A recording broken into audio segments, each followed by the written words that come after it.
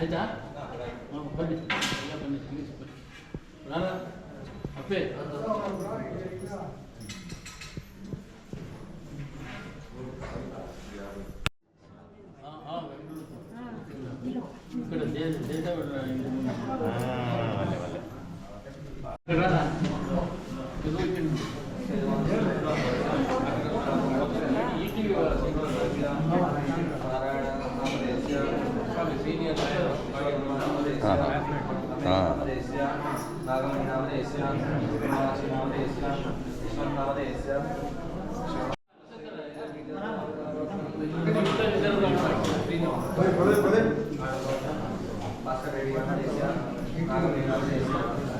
ಮಾತಾಡ್ತಾರಾ?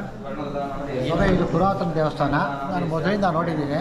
ನಾನು ಪಾತ್ಮಾಳೆ ಆದರೂ ಕೂಡ ಬಂದು ಎಲ್ಲ ಈ ದೇವಸ್ಥಾನದ ದರ್ಶನ ಮಾಡಿ ಹೋಗ್ತಾ ಇದ್ದೆ. ಈ ಬಾಲಸುಬ್ರಹ್ಮಣ್ಯರು, ಜಾಗಂಟಿ ಸ್ವಾಮಿಗಳು ಇವೆಲ್ಲ ಬರ್ತಿದ್ರು. ಆವಾಗ ನಮ್ಮ ಇವರು ಏನಂತೀರ ಭರಣಿ ಸ್ವಾಮಿಗಳು ಅವರು ಬಂದಿದ್ದರು. ಭಾಳ ಚೆನ್ನಾಗಿದೆ.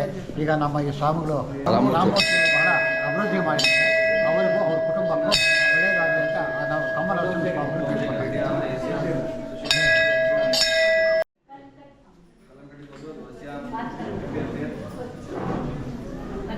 ಈ ದೇವಸ್ಥಾನದ ಅಭಿವೃದ್ಧಿಗಾಗಿ ಭಾಳ ಕಷ್ಟಪಟ್ಟವರು ನಮ್ಮ ರಾಮಮೂರ್ತಿ. ಇವನು ನನ್ನ ಕ್ಲಾಸ್ಮೇಟು. ನಾನು ಅವನು ಭಾಳ ಕ್ಲೋಸು. ಅವನು ಒಂದು ಆಹ್ವಾನದ ಮೇಲೆ ಇಲ್ಲಿಗೆ ಬಂದು ದೇವರ ದರ್ಶನ ಮಾಡ್ಕೊಂಡು ಹೋಗ್ತಾಯಿದ್ದೆ. ಖುಷಿ ಆಯಿತು ನೋಡಿ. ದೇವಸ್ಥಾನ ಚಿಕ್ಕದಾಗಿತ್ತು, ಹೆಂಗೆ ದೊಡ್ಡದು ಅಭಿವೃದ್ಧಿ ಮಾಡಿದ್ದಾರೆ ಈಗ. ಹೌದೌದು. ಆವಾಗಲೂ ನಾವು ನೋಡಿದ್ದೀವಿ, ಈಗಲೂ. ಅವಾಗ ಹೆಂಗಿತ್ತು? ಆವಾಗ ಈ ಥರ ಏನು ಇರಲಿಲ್ಲ. ಬರೀ ಇದು ಮಾತ್ರ ಇತ್ತು ಅಷ್ಟೇ. ದೇವಸ್ಥಾನದ್ದು ಕಳೆ ಕೂಡ ಇರಲಿಲ್ಲ. ಲಕ್ಷ್ಮೀ ನರಸಿಂಹ ಸ್ವಾಮಿಯಲ್ಲಿ ಆ ಕಳೆ ಇಟ್ಟಿದ್ದವರೇ ನಮ್ಮ ರಾಮಮೂರ್ತಿ.